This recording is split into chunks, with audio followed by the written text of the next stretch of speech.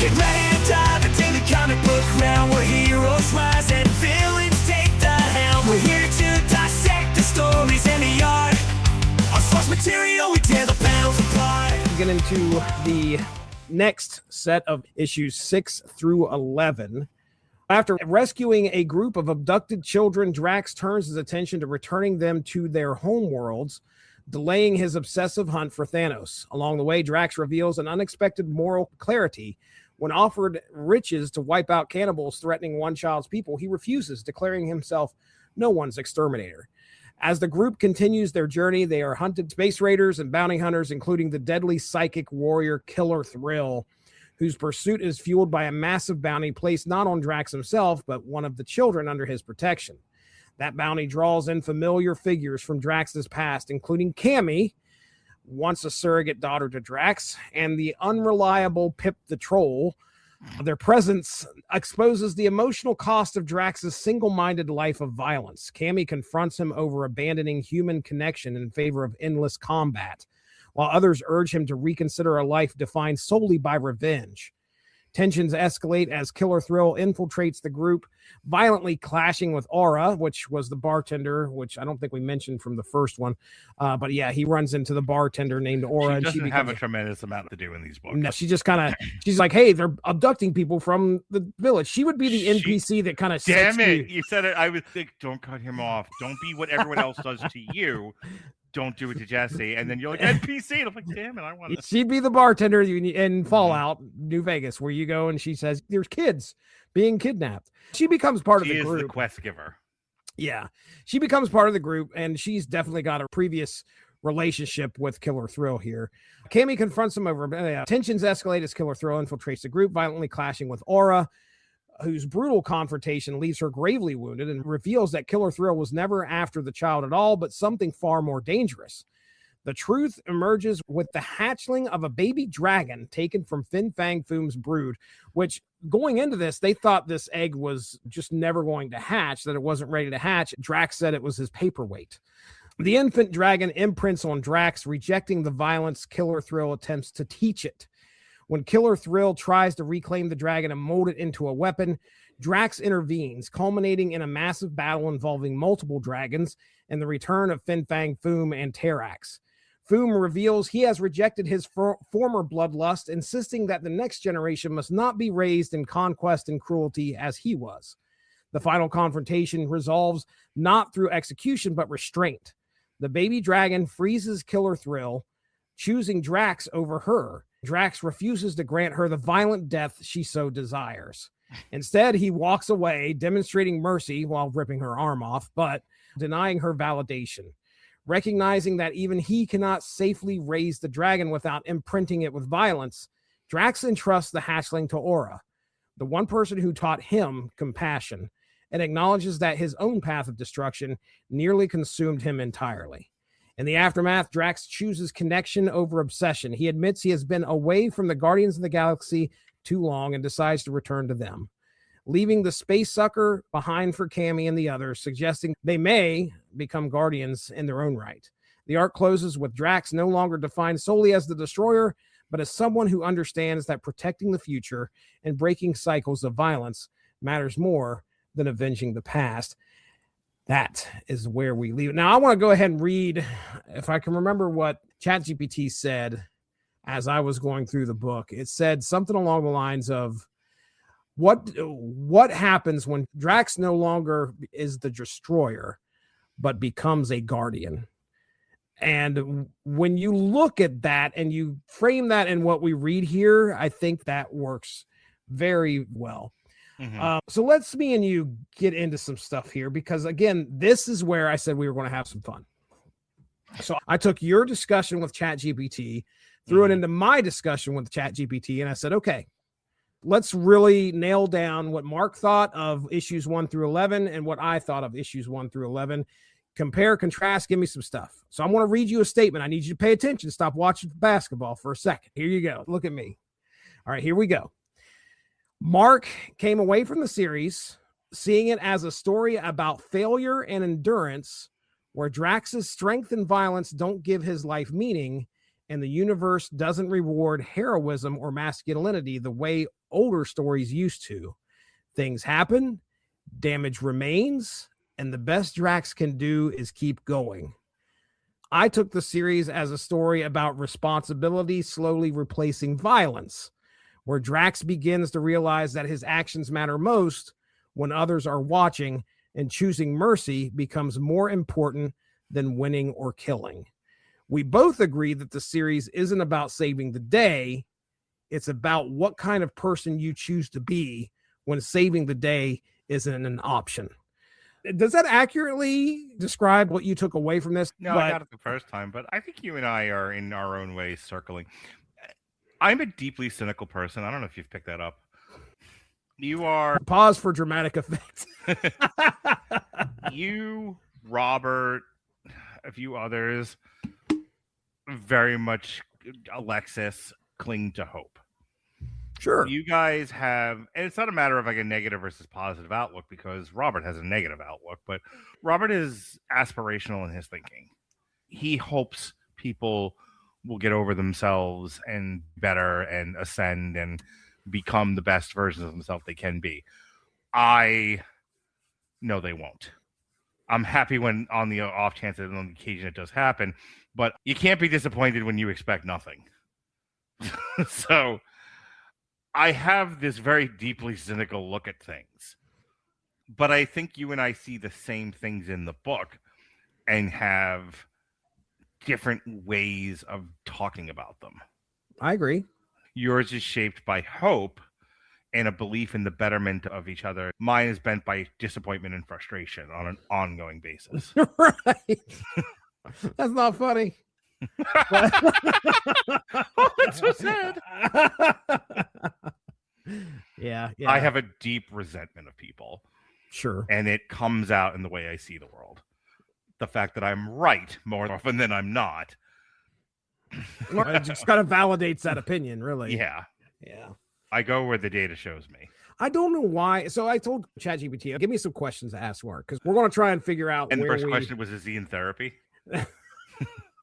I wrote back. I said, well, I guess every day he is, but it's not like you think. I do after work, lay on my face and think about my life decisions.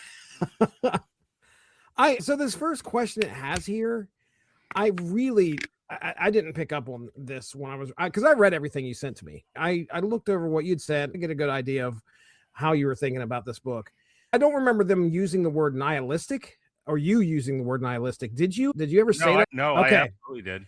All right. The first question. And nihilism seem to be the religions of the day. Let me read you the first question, and maybe you can explain a little bit more. It says, do you see the series as fundamentally nihilistic all the way through, or do you think it ends up somewhere more responsible by the final issue? I think the writers have a relativistic and nihilistic point of view. Okay. And it seeps through the book. The book resolves the issues quite nicely and positively, I should say.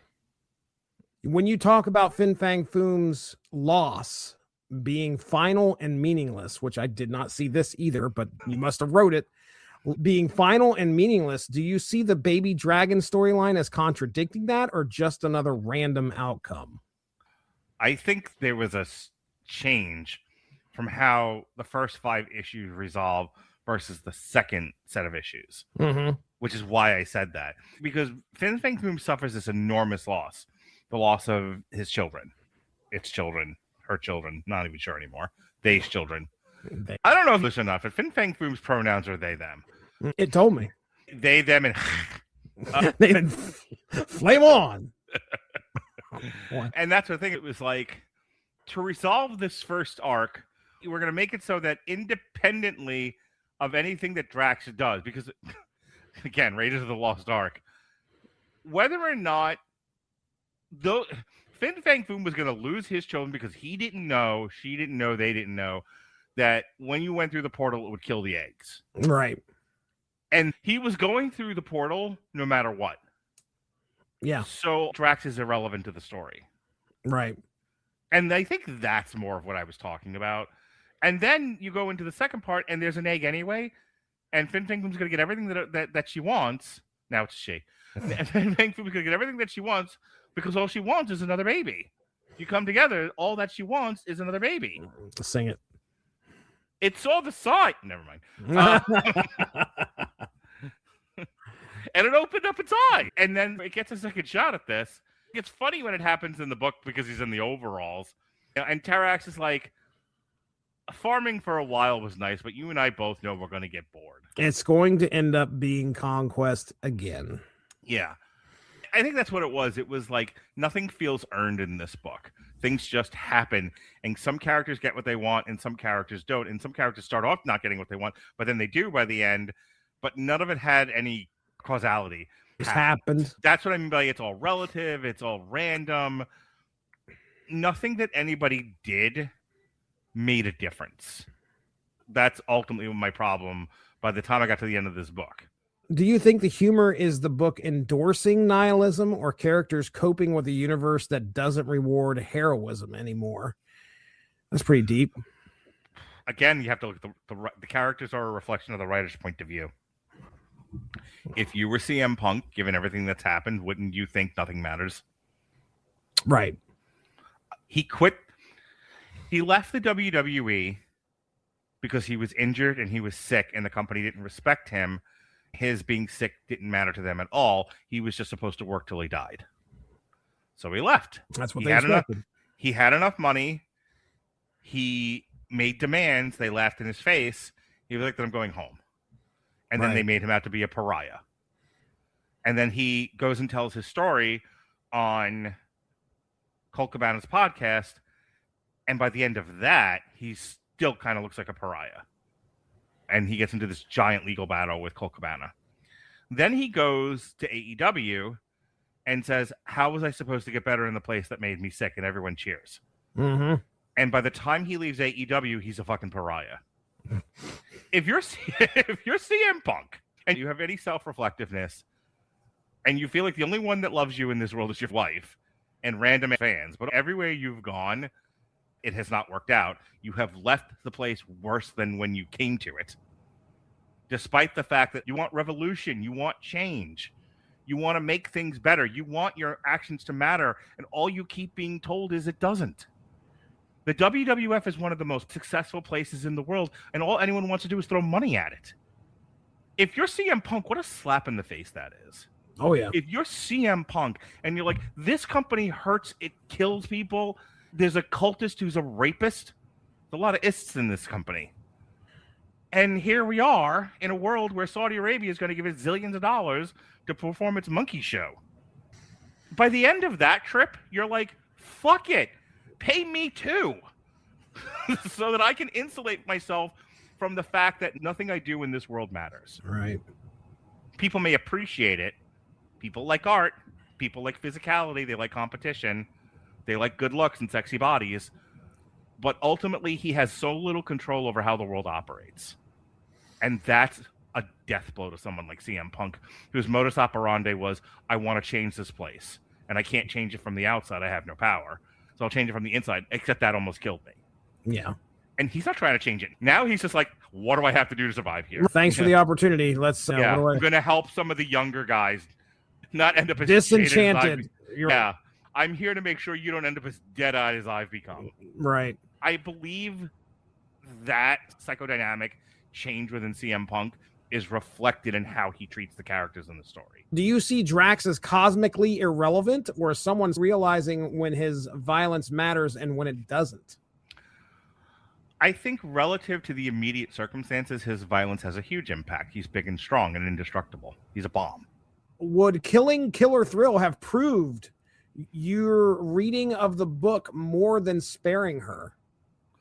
I think killing her would have ruined the book. Okay. I agree. You already have almost nobody to cheer in these books. If you bought the book, you're cheering Drax. Right. They don't let Drax become a cold-blooded killer of innocent people. Did you read the book as saying masculinity is obsolete, or that it has to learn restraint to survive? Yes. I've been watching a lot of 80s and early 90s stuff, and the big takeaway from a lot of it is masculinity is fine, but masculinity should not be overtly threatening or undermining. Mm-hmm. And you can't get away with, we should have masculinity if that's what it's going to be. We can define masculinity as something other than undermining or threatening. Mm-hmm. I agree. There's plenty of ways to define masculinity without watering it down or constraining it to the point of irrelevancy. Last one. Okay.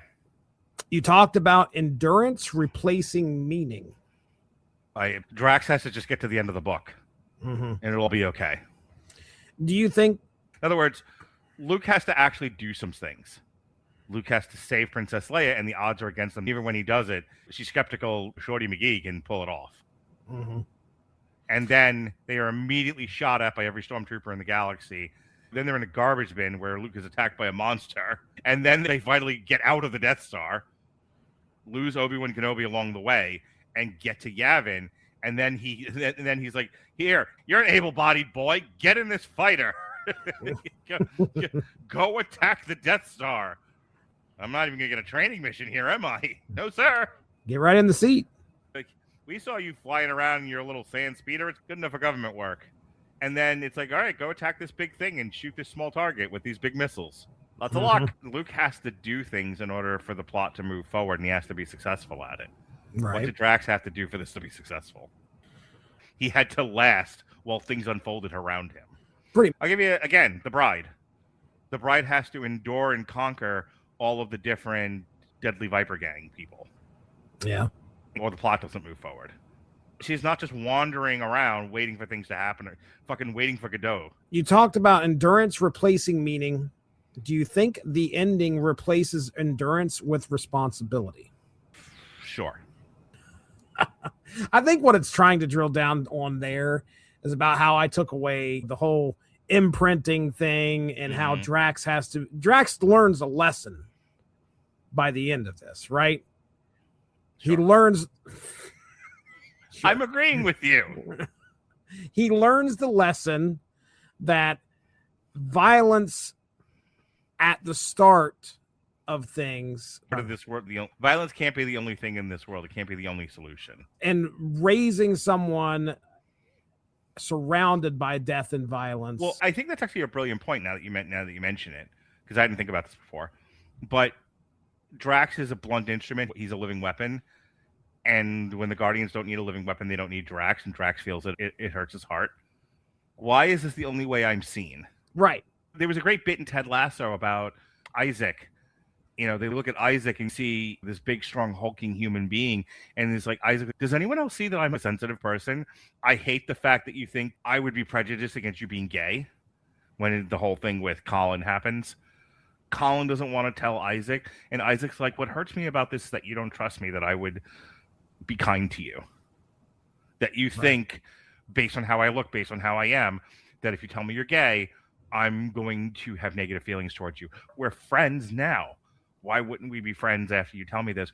Because there's a genuine fear that if you tell someone you're gay, they will think differently of you. Mm-hmm. And Isaac takes that personally because Isaac is judged by his appearance. Same thing here. Drax is like, if all I am is a weapon to people, and I am basically a knife that you put back in the drawer when you're not cutting things, the fuck is life then? What am I supposed to be doing? How do I become more than a weapon? Right. He starts to realize that he has been brought up that way. He believes that's a singular focus in life now is to kill and murder. Specifically, now Thanos is on the agenda. A lot of this story is Aura, Cammie. I think Drax even looks at him. The farmer looks at Drax and says, "You need to chill out, dude.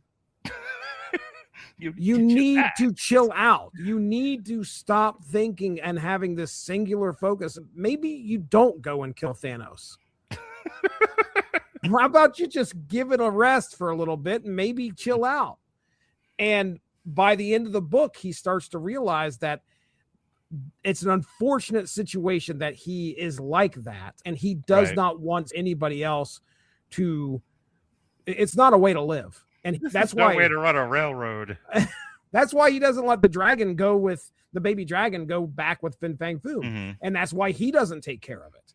Right. Because he knows this thing needs a better chance than he did. And so, yeah, that's a lot of what I took out of the book. He's learning that this isn't a good way to live.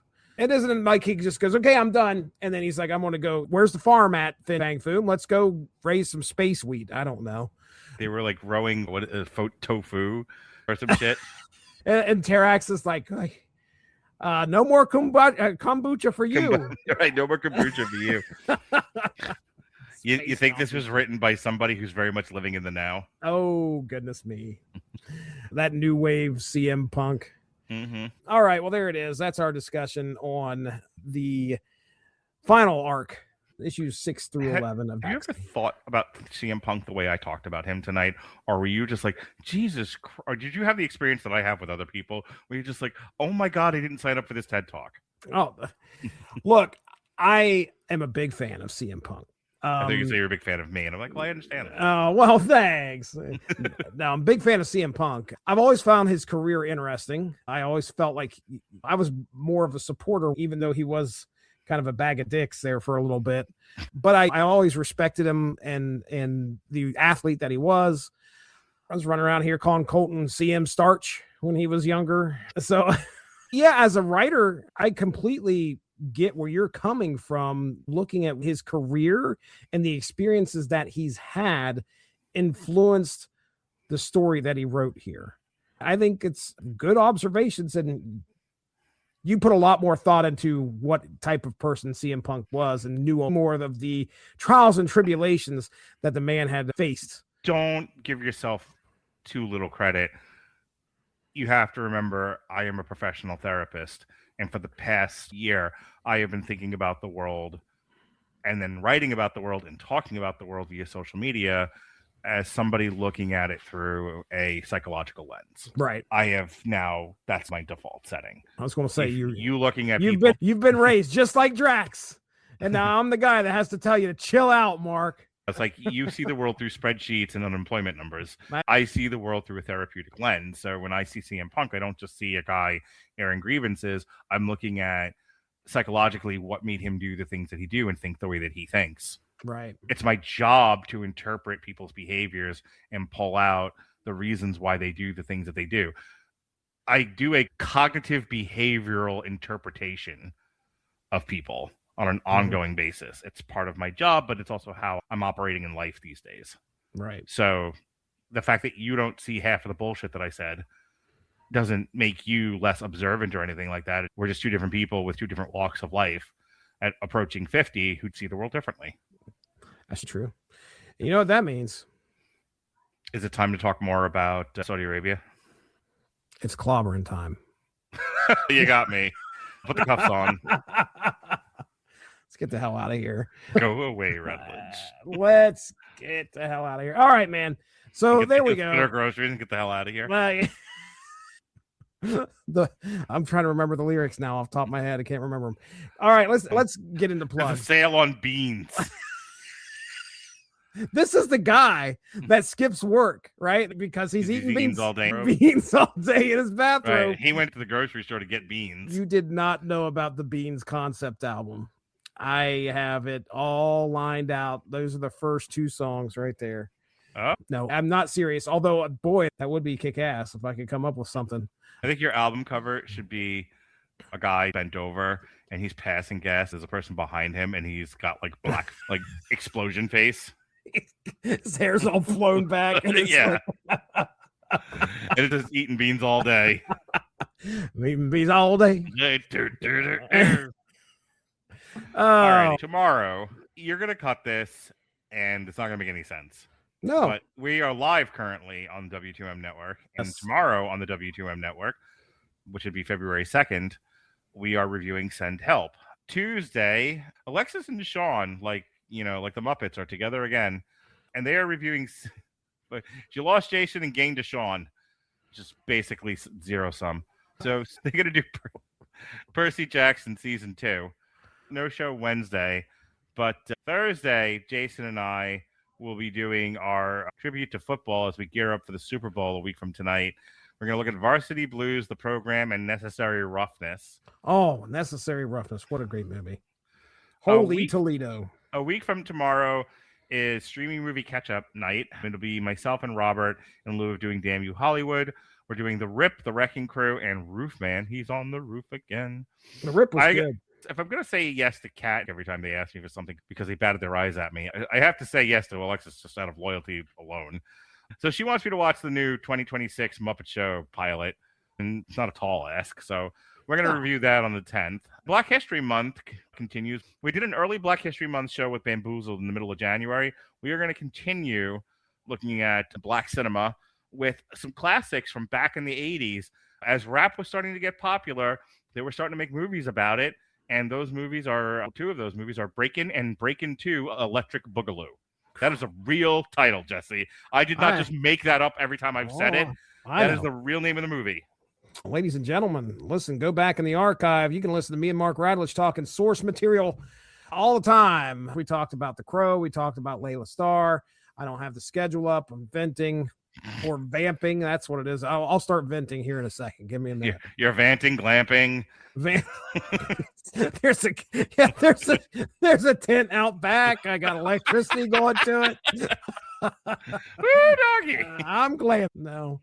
Okay. So yeah, as far as what Mark and I have done in the past, I think tomorrow anybody watching live can hear me and Mark Radlich talk Happy, the comic book by Grant Morrison, if I remember correctly.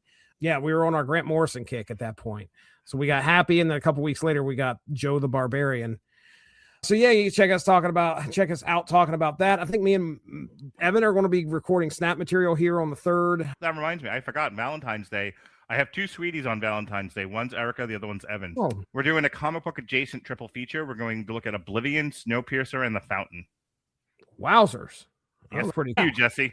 Marvel Snap is where me and Evan Bevins could be found. I think we're recording our newest episode this coming Tuesday. Now, when you guys play Strip Snap, do you upload it to your OnlyFans? Here it goes. Which one of you has the OnlyFans, you or Evan? You wouldn't believe what just crawled across my desk. Is it a middle finger? Ha! There it is. Anyway. How does he put up with him? Yeah. Well, you could see that one coming on all the way. So right when you poop today. I'm about to check your temperature. Oh, heavens to Betsy. Oh my goodness. The funniest fucking thing in the world is that I've got my kids doing now. Oh, heavens to Betsy. Nice. Yeah. Very nice. It is great when you can get your kids to do something that is completely anachronistic. Yes, they have. Yeah, they're not yelling 6-7. They're doing oh heavens to Betsy. Oh heavens to Betsy. Yes. Nice. The other one that I'm really famous for now with my kids. Oh my stars and garters. Oh, that's a comic book reference too. Yes. So Heavens to Murgatroyd even. Oh, even. As far as the Unspoken Issues podcast, you can hear me, Dean and Derry talking G.I. Joe, the Ben Zaheen saga, Trucial Abysmia War. Check that out. That was a lot of fun. 90s comics all the time over there. And I think that's it. That's all I have on the schedule right now. So with that being said, we are getting out of here. That over there is Mark. All day. He's eating beans all day. I'm going to have a tuna pack for lunch. That is Mark Radlich. I'm Jesse Starcher. Thank you very much for joining us. We'll talk to you soon. Bye-bye. Thanks for joining us. All of this would not be possible without W2Mnet.com, so make sure to seek them out for more podcasts. If you enjoyed what you heard today, please feel free to share, and we look forward to entertaining you again soon.